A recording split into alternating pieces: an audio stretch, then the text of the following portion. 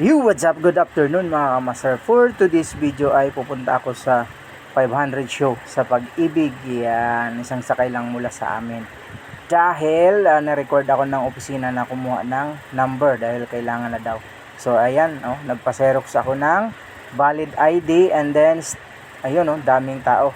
So nandito tayo sa step 1. Ayan, kukuha tayo ng number mga kamaster. Ayan, ang haba ng pila. So ayan, step 1 yan siya mga kamaster. Kukuha ka ng number and paabot mo lang yung gusto mong kunin, yung anong kailangan mo, and then dito pipila tayo. Dito nakakuha na tayo ng number. So ayan, sa window 13, 14, 15 siya.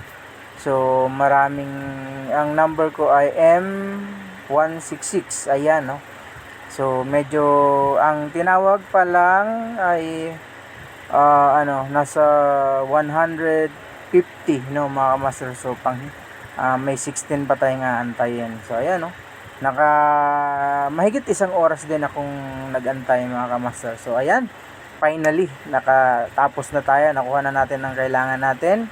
So ayan, pababa na tayo sa mga kamaster. So ayan, nakakuha ko na yung form ng number ko, and then nahirapan ako sumakay doon. Naglakad na lang ako dito sa baba. So ayan, ayan, comment down mga kamaster kung alam nyo yung lugar na to. Ayan, so hanggang dito na lang mga kamaster. Salamat sa mga solid subscriber. Bye bye.